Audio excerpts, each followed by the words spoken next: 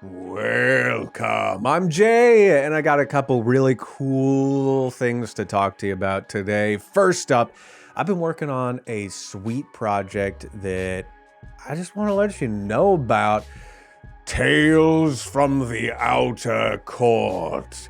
It's a horror, sci-fi, fantasy podcast written and pulled from the mind of Thomas Stone King, and I've been producing and narrating the audio for it thus far. They're going to be bringing on other narrators as they expand. I believe it's very exciting.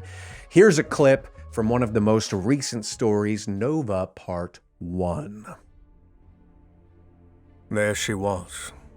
Even expecting her, his skin crawled.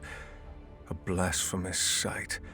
A celestial body 3 times that of mighty So had begun its slow, creeping crawl across the night sky. Noxus had come. A cancerous lesion was she, a cadaver rotting in the heavens who sent rays of putrid illumination down into the valley that was at once the source of the Noctil and their power. She cast her light upon the regiment and the mountains and the men, so that even though the Menip's Hollis dome, long shadows deepened everywhere, and their gathering suggested an insoluble and rotten night had arrived. I mean, come on. It's so good. So if you like fantasy, if you like horror, if you like sci-fi, if you like worlds like this that just where the lore feels like it spreads so far beyond the pages and you just keep imagining aspects of the world, at least I do, man, it's right up my alley. So if that sounds like something you're into, check it out. It's available basically wherever you get your podcasts. They have a Spotify and all that jazz. It's cool. The other thing I was going to talk to you about is the software that I used to edit Nova Part 1, the story with the clip that I just showed you. Narrafix. The folks at Narrafix reached out and said, hey, you want to give this a try and let us know what you think? So I did. And it's pretty cool, and it works with really specific workflows that if it sounds like something that you would like, I think it's really, really worth taking a peek at. What is it? How does it work? It's a proofing software. You upload the PDF of your text, you upload your audio, and it cross-references the two and lets you know where you made a mistake. Now, that sounds a little similar to Positron, which is a software that I've used quite frequently in my career so far, particularly with long-form narrations and audiobooks. Narrafix does that, but it also does some other things a little bit differently and a little bit it just does different things. And it also necessitates a different workflow from what you would use with Positron. What are those things? Firstly, Nova will edit your audio a little bit for you within reason. How does it do that? Instead of Positron, where you would have to do punch and roll, essentially get a clean recording, where if you make a mistake, before you upload for proofing to Positron, you got to cut out the mistakes. Not with Narrafix. With Narrafix, the way you do it is you just do a free roll. So you'll go once upon a time. Anytime you make a mistake, you just leave a little bit of silence in the air and then you say it again.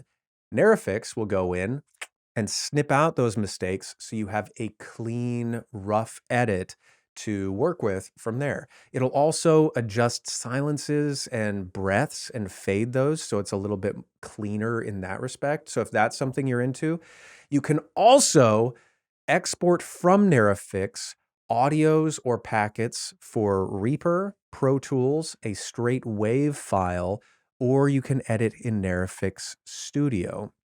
Admittedly, I did not know that you had to pay or select a certain tier of processing. There are different things that you can tell Narrafix to do when listening to and editing your audio. I didn't check one of the boxes because I didn't think I needed to. And so I wasn't able to export a full Reaper project. But I did download a WAV file to clean up the final editing in my own Reaper project down the line. Now, Narrafix Studio, pretty cool. So let's open it up here. This is Nova Part 1, the story that you just heard a clip from. And you can see there's sort of 3 windows here. At the bottom is the PDF, which is super helpful. Here is the audio file where you can see if I click on it, it scans and shows me where I am in the PDF. It also shows me where I am in these errors. So I can click on these errors, see where they are.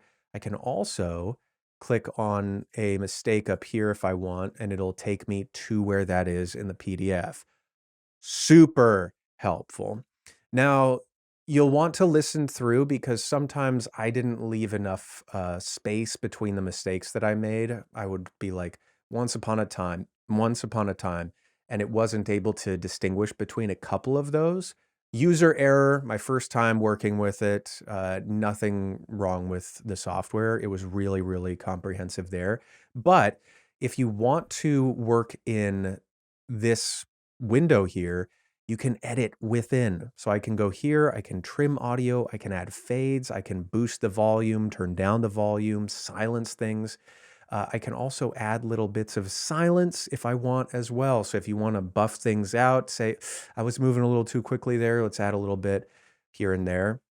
You can do all that as well. Super duper helpful.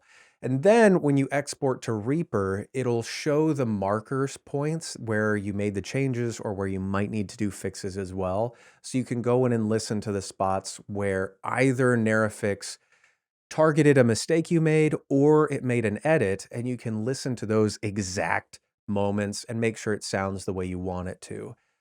So the benefit of having this RPP Reaper project is then you can have all the audio files, move things around, slide it up and down. Super cool. It's a really, really cool software. The one thing that I found that you'd want to be careful with it is it was challenging for me because I'm so accustomed to doing a punch and roll process that I ended up it took me a long time to sort of relearn the muscle memory of just letting the mistakes be and allowing for a bit of silence rather than punch and roll editing. So if that's a way that you work already, as in doing a free roll, this could be really, really useful.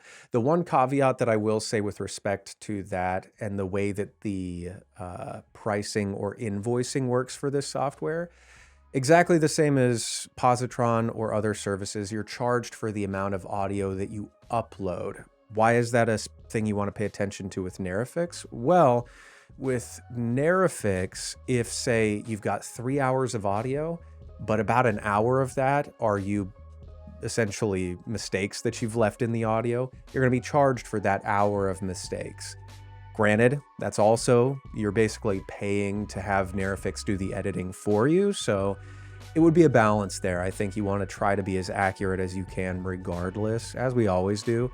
But if you have a significant number of mistakes, you might want to just edit that section out to have a balance of saving as much money as you can. So you could use a balance perhaps of punch and roll and free roll to save the most money if you wanted to, or be the most economical when you're using Narrafix. But a really, really cool software. I'll leave a link to it in the description. It's not an affiliate link or anything like that. But I give it a try if that sounds like something of interest to you. And check out Tales from the Outer Court. Mr. Stone King, great author, deserves a good listenership. So